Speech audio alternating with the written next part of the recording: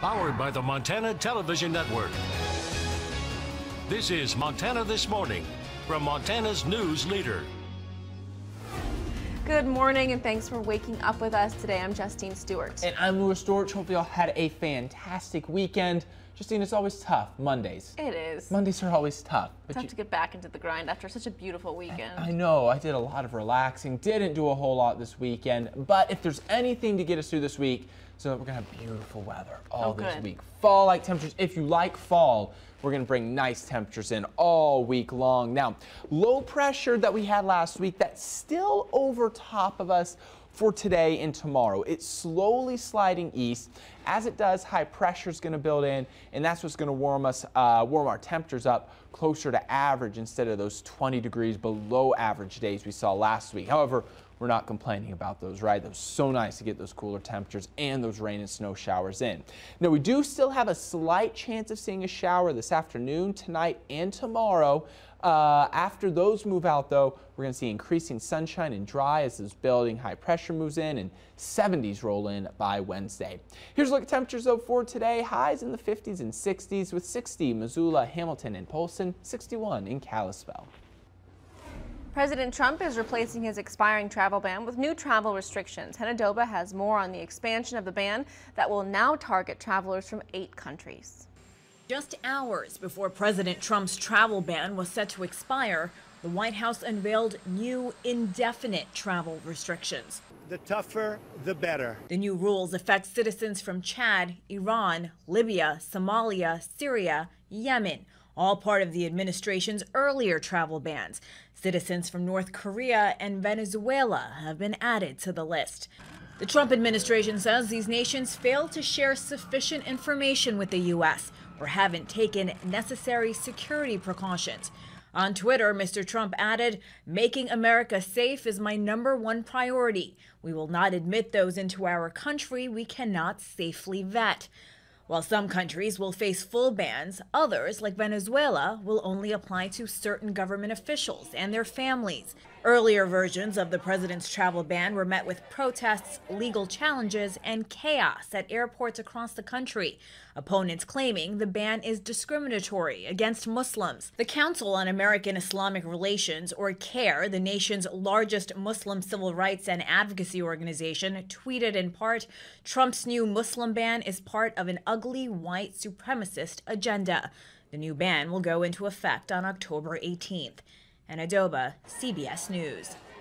To avoid confusion, this time around, officials stress that valid visas will not be revoked and case-by-case waivers will be permitted. U.S. Senator Jon Tester joined the Montana Department of Justice to offer consumer protection tips for the 367,000 Montanans affected by the recent Equifax breach. Senator Tester is a senior member of the Senate Banking Committee. He was joined by Montana Office of Consumer Protection Chief Mark Mattioli.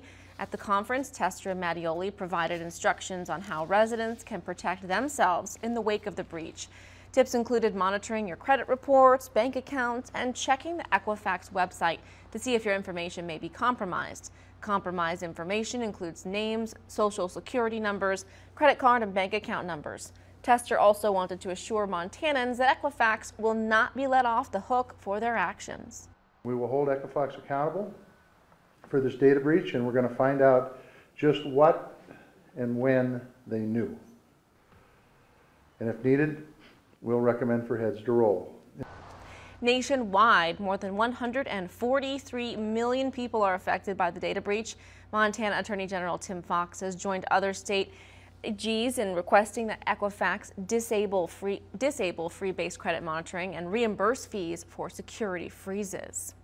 Well, the Great Falls Shooting Sports Complex helped hunters get a leg up as the fall hunting season gets underway. The Montana hosted the Rifle Complex Sight-In Day for the public. Organizers say hunters will be out this fall harvesting a variety of animals, of course, and many hunters have actually recently bought new rifles in anticipation for the fall season. So experts at the shooting complex help them understand the layout of their new guns before the season is in full swing. The goal for every shooter who came out to that range was to make sure their rifles shot with precision. We're here to get them prepared to have their gun to hit dead on at zero, a bullseye. So when they go out in the field and they go to hunt an elk or an antelope or a deer, that they hit the animal where they aim to make it die fast right now, instead of linger, run off, and crawl somewhere and lay there and die. The next hunting rifle sight-in day at the shooting complex will take place Saturday, October 14th from 10 a.m. to 4 p.m. One Missoula cafe filled with the smells of exotic spices and excited customers that were ready to taste a variety of unique dishes. Cafe Dulce on Brook Street in Missoula partnered with chefs from Iraq and Syria to benefit and support Welcoming Week for the Soft Landing Missoula Refugee Support Organization. 3 families will be creating different dishes for customers to try, and chefs said that the new spices and flavors being brought into the kitchen don't just taste great, but are also creating a more energized and exciting environment. It's just nice to see the way that food can bring people together and how cooks are sort of the same all over the world, really kind of speaking one language. A portion of the sales from the rest of the day will go directly to help support the chefs and their families. Well, raising soybeans in the Midwest isn't anything new, but as Russell Nemitz reports, Montana farmers are excited for the opportunity to raise this row crop in wheat country. This year we're hoping for 50 on the low end, 60, maybe 70 bushel soybean, and they're just blown away that we could do that in Montana. Torski Land and Livestock near Hardin traditionally raised barley, wheat, corn, and sugar beets, but this year decided to give soybeans a try. We decided to try them mainly because the markets have been good. It's more demand for beans than other small grains and things we've been raising, and then they're just a good rotation with everything else we've been raising. The markets they're holding their strength when everything else is kind of getting a little weak in the knees, and it's some great opportunities for the farmer. Wheat has always been the #1 crop raised in Montana, but advancements in plant breeding and technology makes row crops like soybeans now possible. Pioneer itself spends several $millions a day on corn and soybean R&D. And for Montana farmers like Ross Torski, soybeans didn't require any new machinery, which just makes good economical dollars and cents. And one reason we decided to plant them is all the equipment we used is the same as we plant our winter wheat with. We'll use our same combine, same header, and we used our grain drill to plant them. As for the harvesting of soybeans in states like Montana, growers say the combines will start rolling through fields like this one in late September and early October. Reporting from Torski Land and Livestock near Hardin, Montana, I'm Russell Nemitz. Montana farmers have planted around 10,000 acres of soybeans this year with delivery elevators located in Glendive, Three Forks, and Pompey's Pillar. All right, let's send it on over to Lewis now. He's standing by with your forecast this morning. All right, thank you, Justine. Good morning, everyone. Another fantastic picture sent in to us yesterday from Cindy down near Corvallis. Beautiful snow on top of the mountains. Just fantastic day yesterday. We had the sunny skies, temperatures in the 50s and the 60s, and we're going to continue that trend.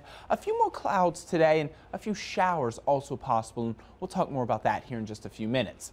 Let's take a look at our Doppler radar. Here's the system that rolled through last week. This is part of those rain showers that originally hit us late last week, now bringing some more showers to parts of Kansas, Nebraska, up through the Dakotas and into Minnesota here. Now moving in closer, you can see clouds overhead, and this is pretty much what we're going to see for western Montana today. Mostly cloudy, partly cloudy skies with about a 20% chance of seeing a light shower develop as we get into the afternoon time. So let's time this out and look at what we can expect this week.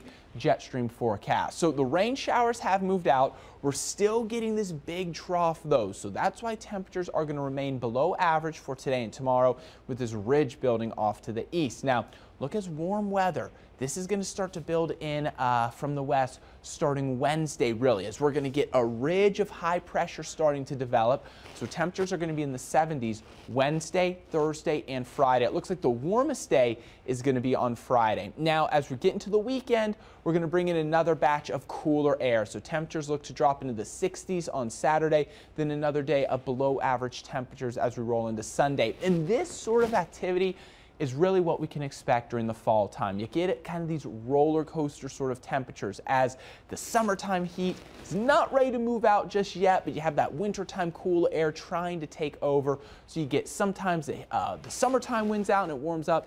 Sometimes the wintertime winds out and it cools down. So we'll expect these more roller coaster type temperatures to move in to kind of stick around for the next couple of weeks before that cooler winter weather eventually wins out, as we know it will once we get closer to the end of this month, pushing into October.